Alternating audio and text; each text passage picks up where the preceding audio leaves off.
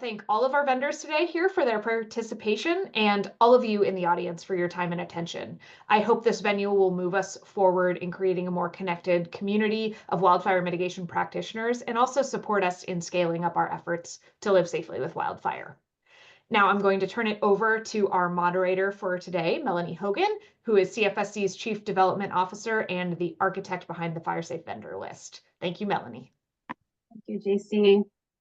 And want to extend a warm welcome to everyone on the call today. We're really pleased at the great turnout.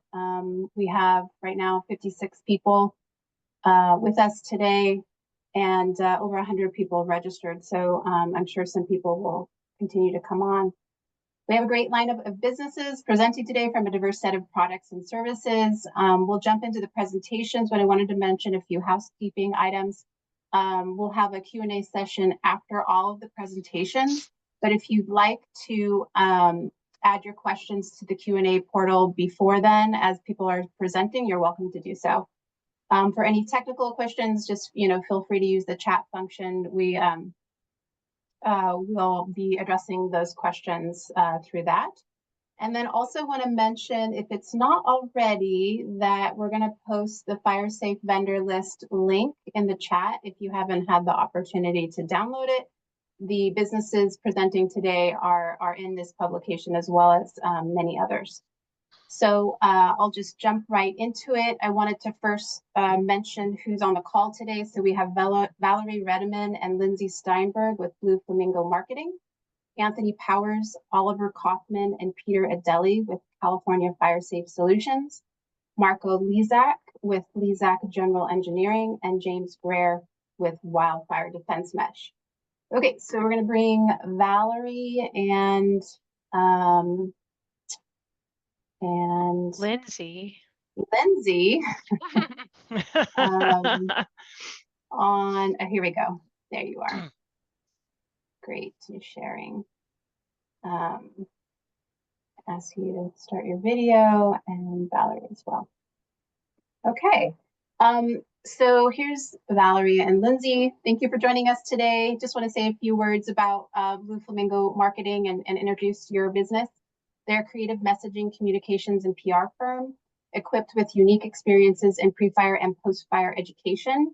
They have award-winning, state-recognized public education programs, and we're happy to have them start us off as the first presenter. So take it away. Great. Well, thank you. Thank you for having us today too. And just as a quick little thing, I noticed that we're getting popped up, Eileen, that says we can't start our video because it was disabled by the host. So I'm hoping you'll be able to maybe on the back end enable that if that's a quick thing that's coming up. But you might be surprised to see a marketing company here today and maybe even wondering how we fit into what you all do to educate and provide resources to the public to affect behavior change and preparing for wildfire. Well, creating lasting behavior change is exactly what we do here at Blue Flamingo. We got our start in this area immediately following the campfire. We work with the town of Paradise to reconnect their residents and basically bring them home to rebuild. That rebuilding process gave us an intimate understanding of what it takes to modify behavior change for lasting impact to coexist in a wildfire-prone area. We teach people as much what not to do as what to do. And that in of itself is what really helps to drive that change. Using this expertise, we work with organizations like yours throughout the state to amplify your programs and create lasting impactful behavior change. And we have a proven award-winning recipe for success. So at this point, I'm going to hand it over to Lindsay and take it from here.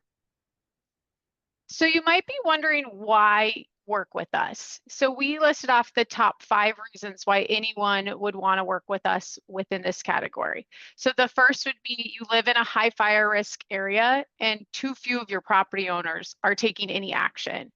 You've got grants and resources, but nobody's signing up.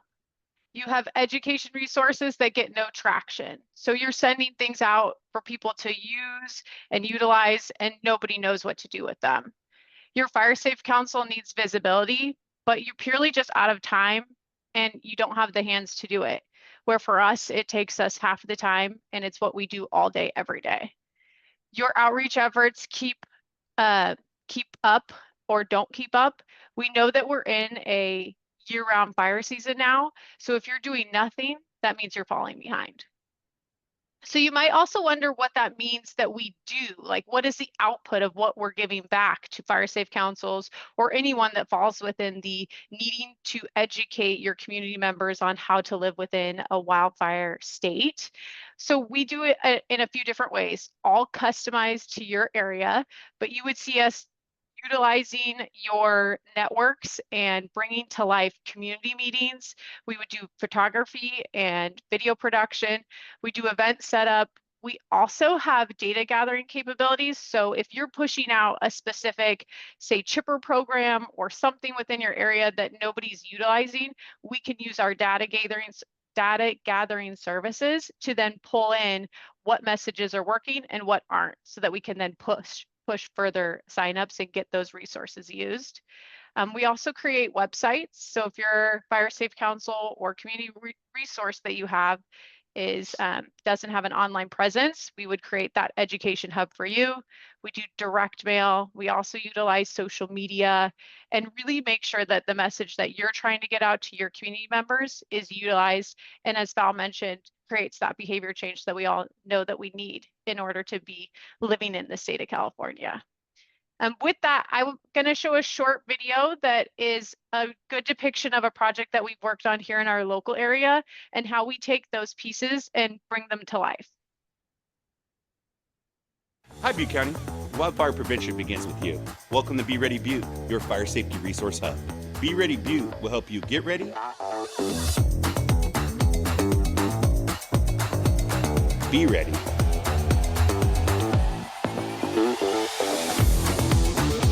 and stay ready for wildfires. To learn more about fire prevention, visit BeReadyButte.com. So with that, Hi, I Butte would County. also say, Wildfire prevention begins with stop. I would also say that we are not a nice to have as far as services go when it comes to educating the community. We're a need to have. And we look forward to learning more about each and every one of you that are on the call as well. Thank you.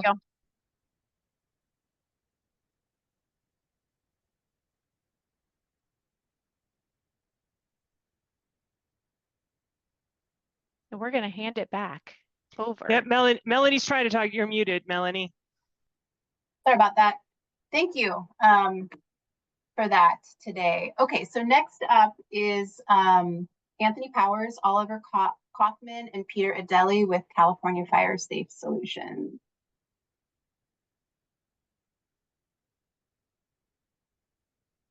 Here comes. Okay, got the video up. Okay, just 1 second. Let me get Peter here. All right, great. So just a few words to introduce your company. This is a passionate team that has a data-driven approach that equips clients with fire behavior modeling, vegetation management, home hardening, wildfire defense systems, insurance specialists, and industry professionals. They deliver tailored solutions to reduce hazards, safeguard assets, and prioritize insurability. So thanks for coming here today. I'm going to hand it over to all of you. Hi, good afternoon. We are California Fire Safe Solutions, and thank you for having us. So you're at the end of the slideshow. Very good first slide there. This is our mission statement, and it is empowering resilience collaboratively, transforming communities for a fire adaptive future. And our vision is to arm our clients with the information and data to strengthen their position, to provide options to implement critical necessary action. My name is Anthony Powers. I'm a firefighter with local government. I'm a former hotshot. I've been in risk management and emergency operations for over 24 years, and I am a wildfire specialist. Hello, everybody. My name is Peter Adeli. I am the logistics and business management end of the company. I am a 30-year business owner, CEO, and U.S. Customs broker, and partners with Anthony and Oliver. Hi, guys. My name is Oliver. I handle the construction side of our business and developing new ways to set the standard for building resilient homes. All right, everybody, our approach to doing things. First, we identify wildfire risk using a very comprehensive wildfire modeling technology called Property Guardian. Our wildfire propagation model discovers the legitimate risk and potential for loss for your particular community or home. We understand the potential for fire behavior risk and guide with our mitigation strategy and recommendations. We prioritize mitigation of hazards and implement mitigation operations. The strategy is we obtain a report, we understand your risk, we develop a strategy, and we actually implement it for you. Slide. Okay. So we are fire behavior modeling, right? It's the most high-tech stuff I've ever seen. And I look at a ton of models. As a frontline firefighter, the platforms and the affiliate partnerships that we have with Greenfield Solutions is an insurance company. So they are an MGA and they have the data that guides our efforts in mitigations. Like, here's a couple examples for the city of Yucaipa with the CAL FIRE constituent on the left, identifying the actual value in that geographic area and the amount of structures at risk. Here's another client of ours in Eagle Rock, where actually showing your defensible space and how some of those things are hard to achieve. So as professional consultants and general contractors, we come in to provide you value-driven solutions. This tech is granular, right? It's captured low-level fixed-wing aircraft, and if you look at the photo on the right, it provides you fire behavior modeling in the built environment with some of the best fire behavior modeling software that we use as firefighters today. And so here's some more images. This is with infrared LiDAR technology. It'll give you your fuel moisture, your fuel content, continuity, things like that, because you either want to go from the outside in or the inside out when it comes down to your mitigations. And then it also gets down into the exposure based on percentiles with your local web data. And this image is captured quarterly.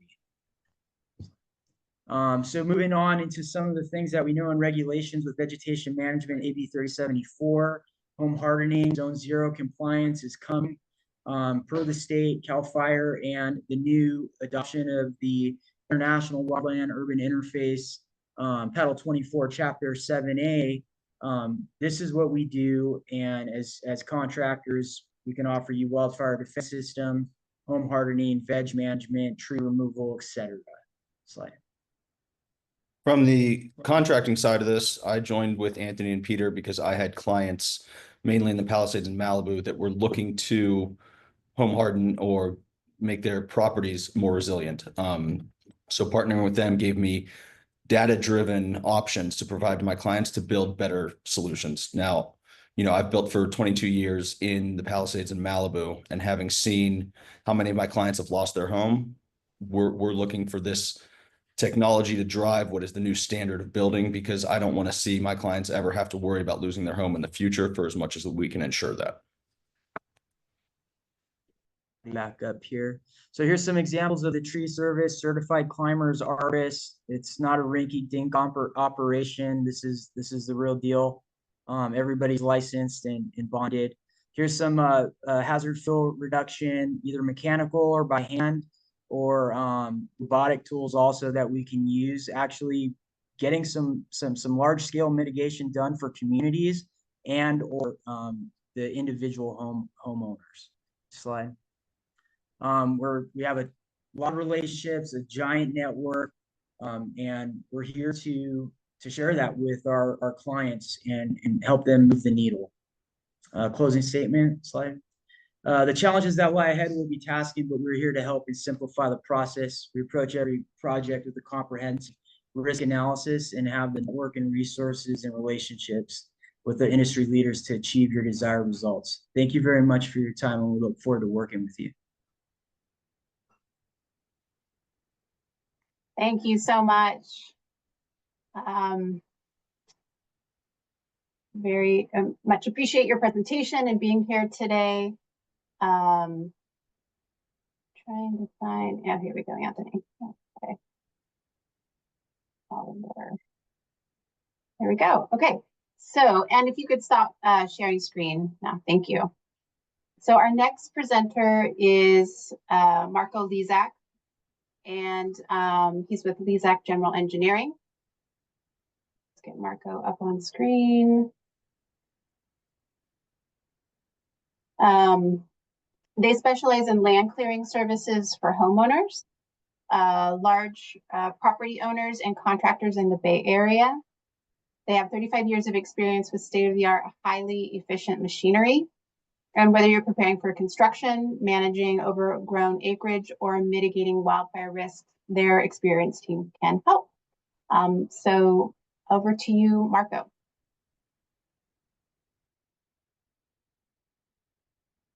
Hello.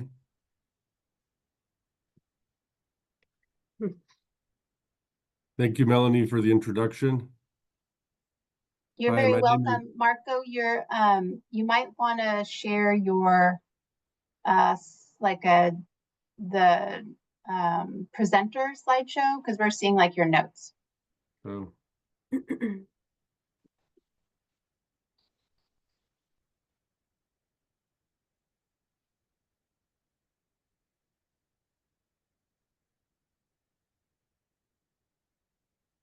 How is that? Great. Okay, thank you. You're welcome. So thank you for the introduction. Hi, my name is Marko. I am the owner of Lisac General Engineering. We specialize in land clearing and mastication services, creating fire-safe properties. We have specialized team ready to take on any projects you may have. We mainly serve the Bay Area, including counties listed on the vendor list. Now, a little bit about myself. As you'll see, this isn't just a business for me, but something I am very passionate about. I am a local native to the Bay Area. I grew up on a large property with the need of land management. My father had a construction tractor on the property that we would use together to maintain our land. Learning from him, I developed a passion for this type of work. Things such as rototilling, keeping the weeds down, pruning, trimming trees, and keeping our property fire safe at a very young age. I can proudly say I have 35 years of experience. I started at a very young age of 8 years old, going around in our local community, knocking on doors to ask if I could rototill our yards. Within a year, word spread from neighbor to neighbor that there's a little kid with a construction tractor that does beautiful work and taking care of properties, doesn't damage any trees, leaving everything immaculate and better than anyone they have had before. As you can see, my upbringing and knowledge that I have accumulated since a young age has allowed me to see projects differently. We have the ability to visualize what we want the completed project to look like. It takes specialized equipment as well as skilled operators to get the job done efficiently and safely. I wanted to highlight a couple projects in the next few slides. This particular property was logged at one point and had a bunch of stumps. So this is a before and after picture of removing stumps and underbrush, giving the property a park-like setting. Our service really helped with opening up the property and making it visually much more appealing and fire safe. This next one was a property in Redwood City up on Highway 35, 5 acres completely engulfed in Scotch broom and poison oak. The property was not walkable. After clearing the property, now usable and will be in the process of being developed.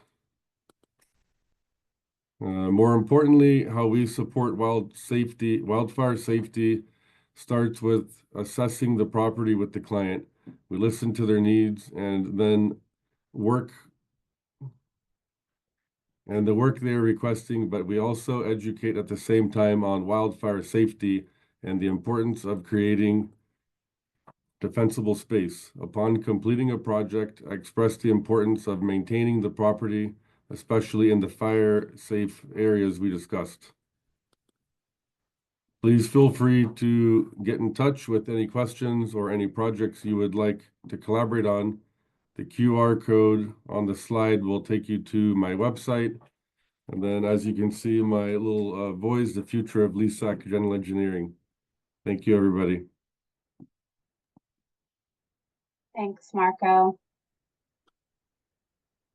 All right. And then next we have James.Greer, excuse me, with Wildfire Defense Mesh.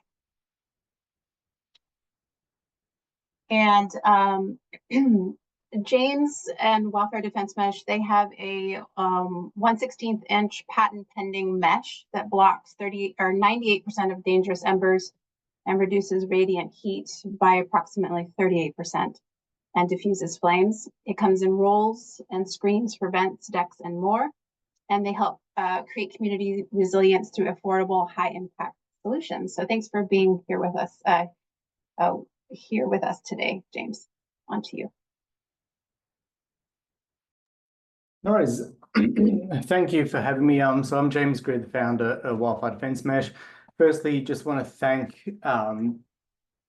the Fire Safe Council for today, but also for creating the vendor list. It's a great initiative. So Wildfire Defense Mesh, we have a range of mesh products that are effective against the 3 threats of wildfire. When NFPA, IBHS, or any of the fire authorities suggest using screening to retrofit vents or enclosing decks, etc., that's exactly what our product is used for. My family, we've been in manufacturing wire for over 100 years. In 2008, we had some horrific bushfires in Australia, and our government updated our national building code because of that. We then developed, as a family business, a line of bushfire mesh products, and about 4 years ago, I brought that to the US as Wildfire Defense Mesh. Our products are low cost and high impact. They're really simple to measure, cut, and install for both retrofit and new builds. As you can see, we service all of California and the United States as well.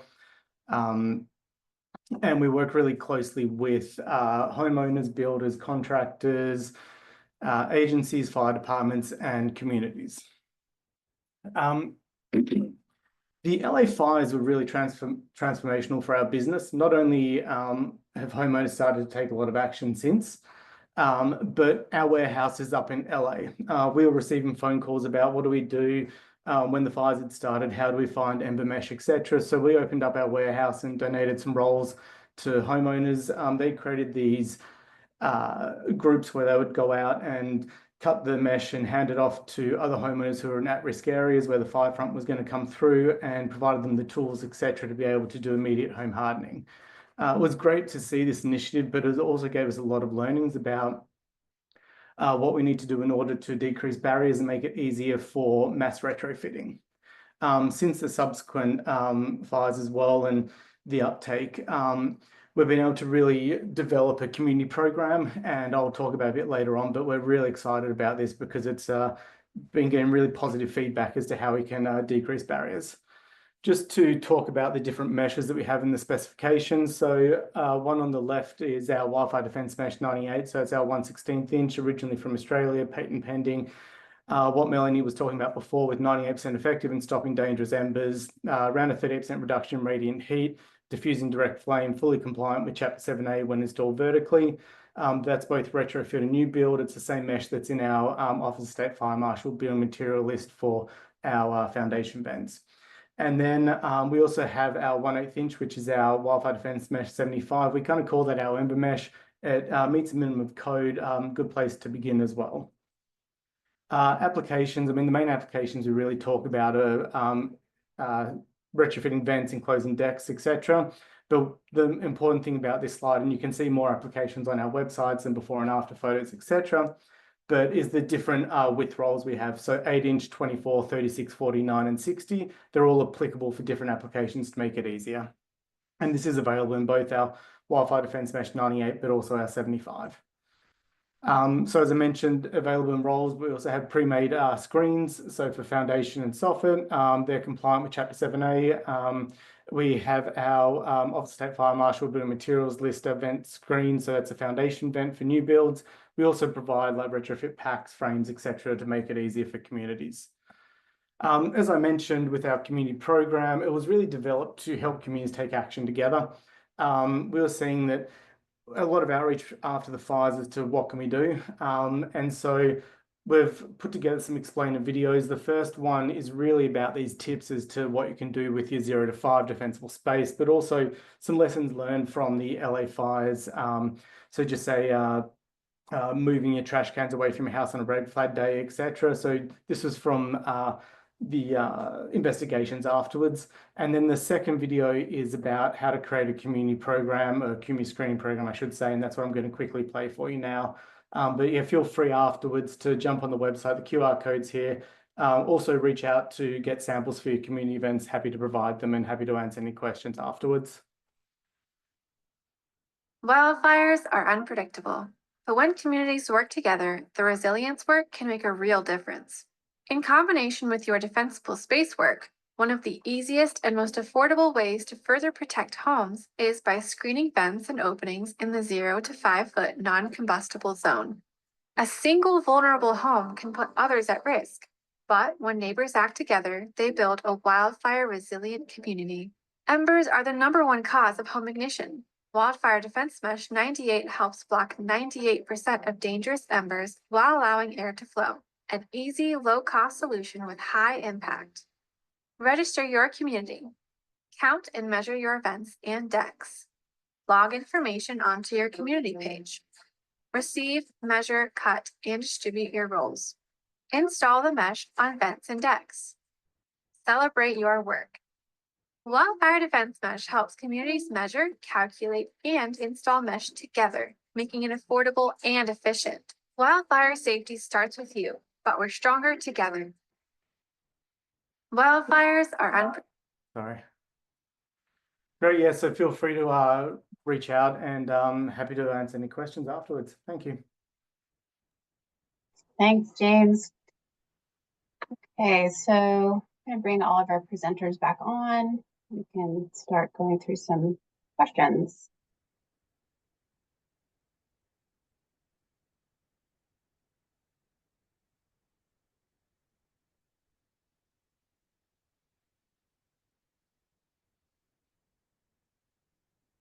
All right, great, everybody.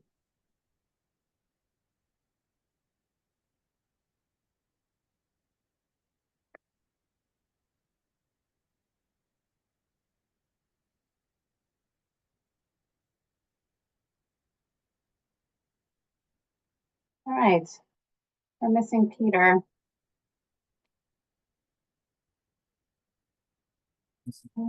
I'm here. Oh, you're there. Okay. But we're missing your other team member. Oliver, Oliver. he had to step out for a second. Okay. He'll be Great. back any minute. Okay, so first question is for James. Can you provide, and this is from Cheryl Drinkwater, can you explain the Frames Mesh product application? Yeah, hey Cheryl. So the application for that is, so for the frame products is retrofit and also a new build for foundation and also for soffit vents. Great. This is for Lindsay and Valerie. How would an organization gauge success in using services like yours? Yeah, so we have a few different ways in which you would gauge success. One would be you would see an overall increase in compliance if you have some type of code enforcement or regulations within your area that you're trying to get homeowners to adhere to and the part that they're doing within creating defensible space or home hardening.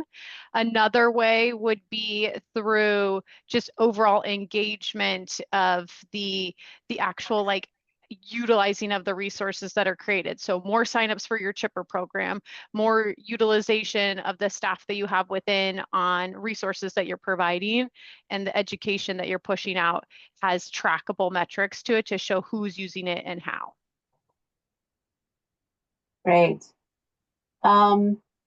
This is a general question, and perhaps people can chime in that might have thoughts or answers, but how has the recent devastation of the LA area fires affected your businesses? Have you noticed more interest in the product services you provide, given the increased media and consumer attention of wildfire risk? I Go ahead, raised Anthony. I raised my hand, so Yeah. I don't want to have to talk over anybody.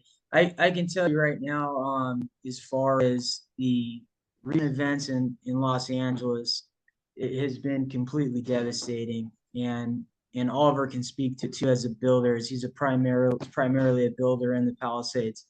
The level of awareness is there, and we're at the point now where people need to truly understand what the potential is, and that's what we're trying to provide to them.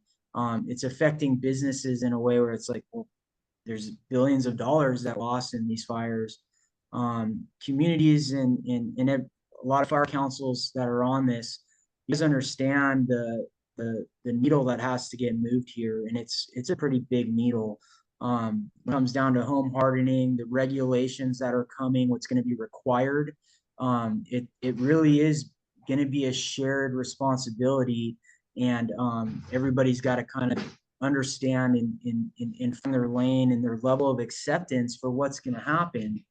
And I think that's what we're trying to do ultimately is to create a good understanding and say, hey, we know that this is a heavy lift, but let's break this up and start doing it one piece at a time, because it really is going to take everybody. You know, when you look out at the state, you look at the communities that have been developed, thriving for a long time, there's a lot of work ahead because the landscape needs it.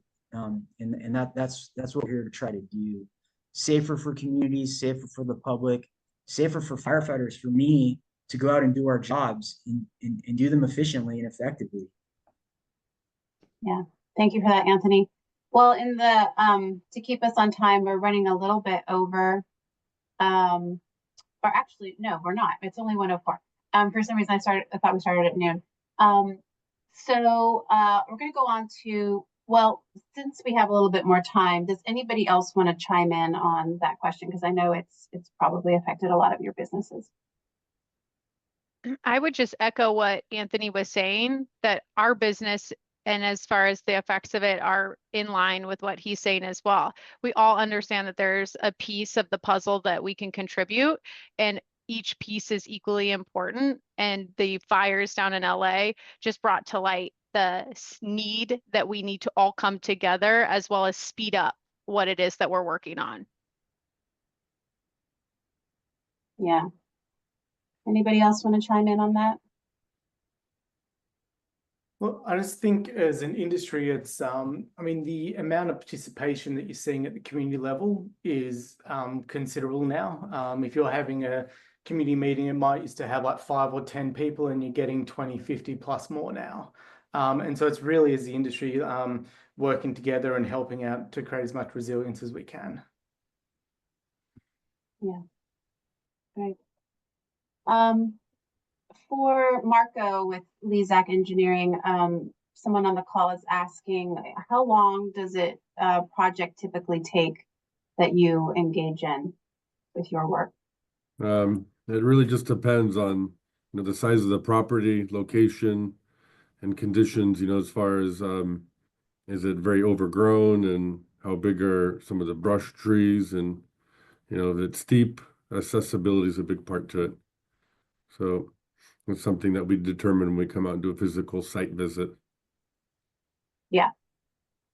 Yeah, I imagine it depends very much on the property and the project or the land itself. Yeah. Okay. All right, James, I have another question for you. May we order sample of the wildfire mesh, and do we need to work with an engineer or contractor to make sure adequate ventilation is available with a 1/16 inch screen? Yeah, so feel free to jump on the website and you can request free samples. So we'll send them out to homeowners, communities, etc. And yeah, we talk about net-free area on the website. We give you the calculations as well. It is always advised to work with a local builder and regulations around the net-free area side of it. Okay, great. To Marko, would you come to our community and provide a cost estimate so that we can apply for a Cal OES hazard mitigation grant? Yes, we would. Okay, let's see here.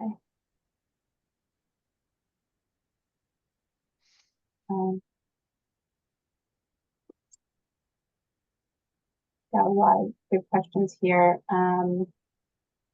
Also for James, could your mesh be used to enclose eaves? It has been used in the past, and it hasn't been fully tested for that. So some people will use it as a means of doing that, but if it needs to meet Chapter 7A requirements, etc., then it isn't something that should be used. Okay, great. And let's see if I've gotten any more here.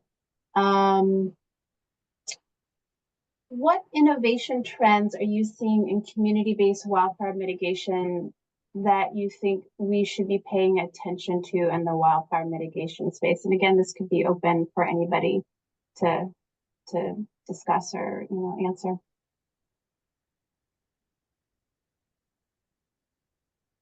Certainly a lot of technology that I've become aware of in starting this job with AI and all the fire detection that's happening. And there are vendors in the vendor list that are working on these technologies. Not anybody necessarily here today, but that is something that's definitely ramping up.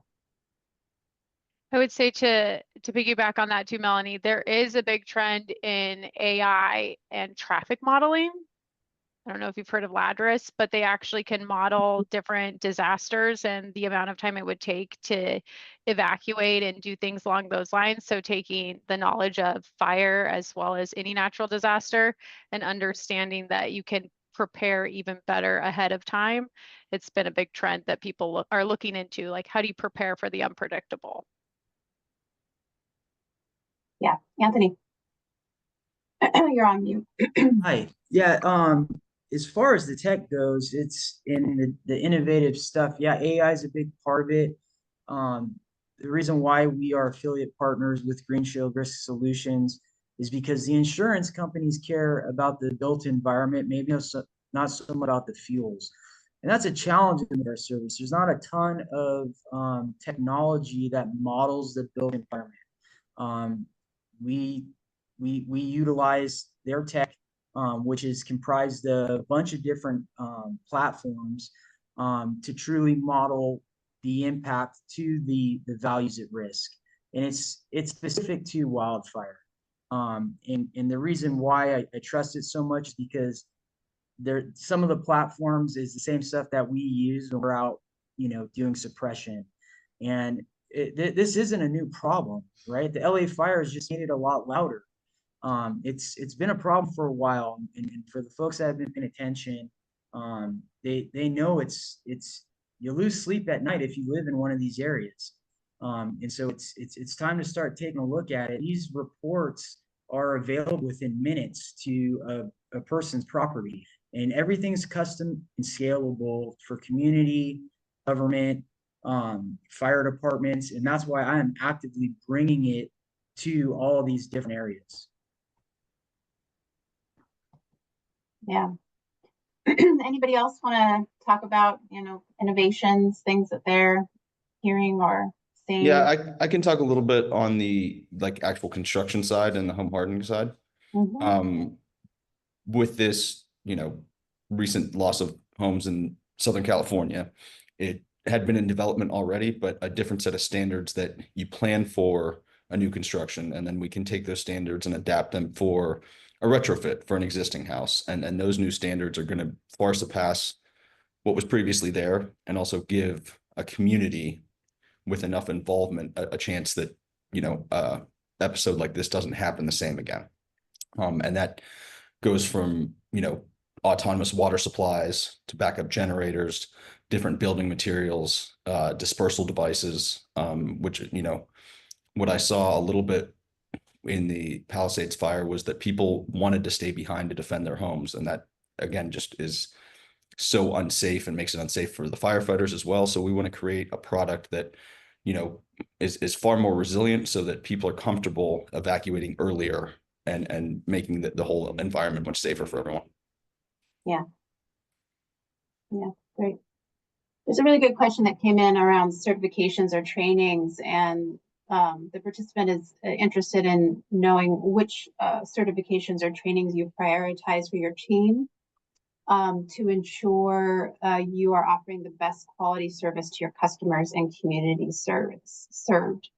So I imagine California Fire Safe Solutions, that's part of what you do, and maybe Lisac engineering is maybe Wildfire Defense Mesh either too.